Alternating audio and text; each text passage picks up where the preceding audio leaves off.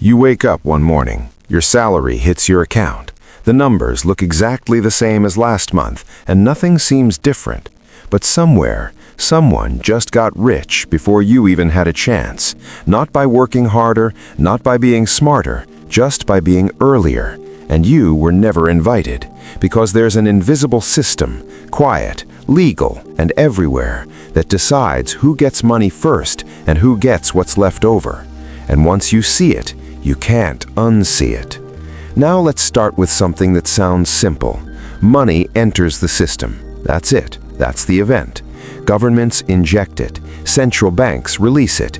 Banks lend it into existence. New money is born. But here's the part no one really explains clearly. That money does not appear everywhere at the same time.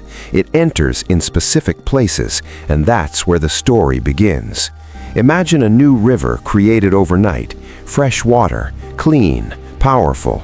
But it doesn't rain everywhere equally. It starts at one point, then flows outward, and whoever stands closest to the source gets the first drink, while whoever stands far away gets whatever is left over, sometimes less, sometimes polluted. And money works the same way. When new money is created, it doesn't go to everyone. It goes somewhere first, usually to banks, large financial institutions, governments, and major corporations. These are the entry points.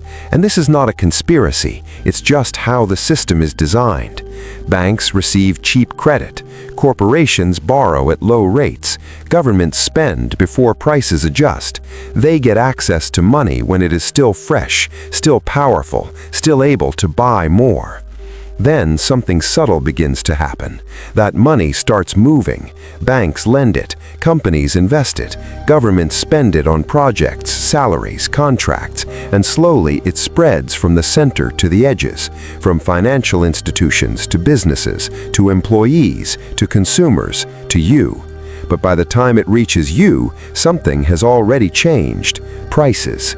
Because when money enters the system, it doesn't just sit there, it competes. More money chasing the same goods pushes prices up. Assets go first. Stocks rise. Real estate climbs. Commodities tick upward.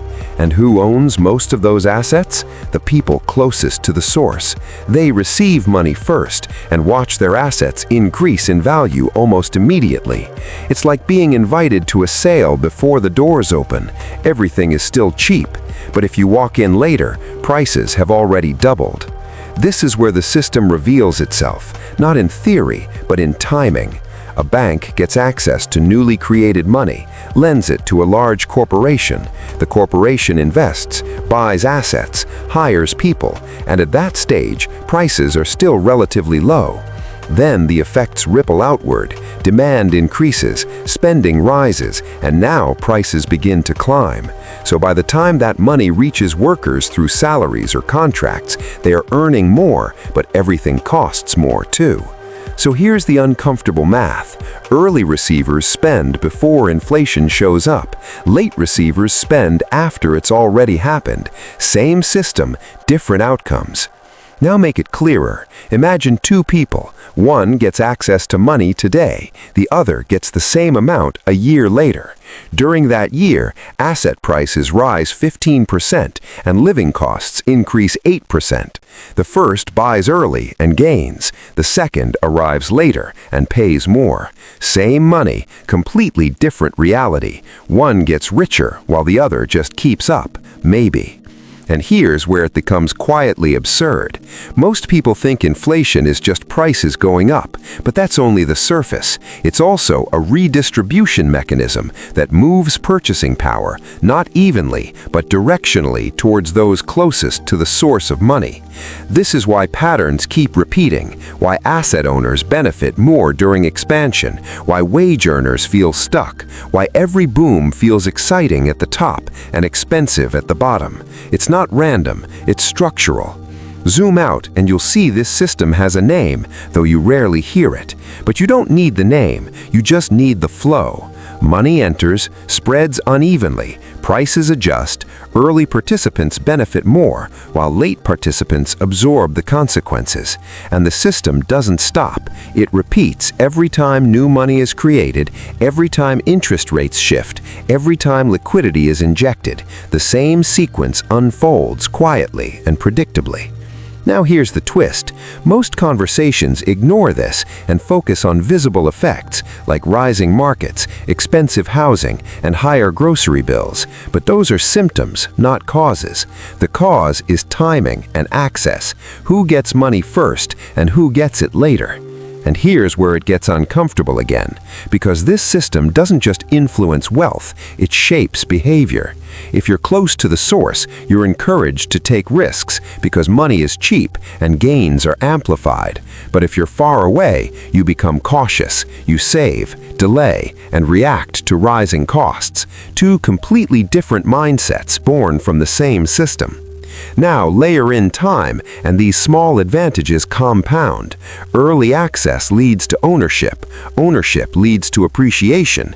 Appreciation leads to more access. It feeds itself, while those receiving money later stay reactive, trying to catch up, but always a step behind. This is why wealth gaps widen, even when economies grow, because growth doesn't distribute evenly. It flows from the source outward. And yet, there's an irony here. The system isn't evil, it's functional. It allows expansion, enables credit, fuels investment, but it also quietly determines outcomes before most people even enter the game.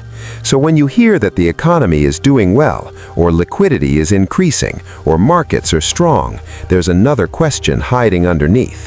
Who got the money first? Because that answer tells you far more than any headline. Now step back and think about where you are in this flow. Are you close to the source or receiving what's already passed through layers? Because that position changes everything. How you experience inflation, growth, opportunity. And this is the part no one spells out. You don't just live inside the economy. You live somewhere specific within the flow of money, and that position quietly shapes your financial reality. So the next time money is created, or stimulus is announced, or rates are cut, don't just ask how much, ask where it enters, who touches it first, and how long it takes to reach you. Because by the time it does, the game may already be decided. And that leaves one uncomfortable question. If wealth is shaped not just by how much money exists, but when you receive it, then in a system like this, are most people actually playing the game or just reacting to it?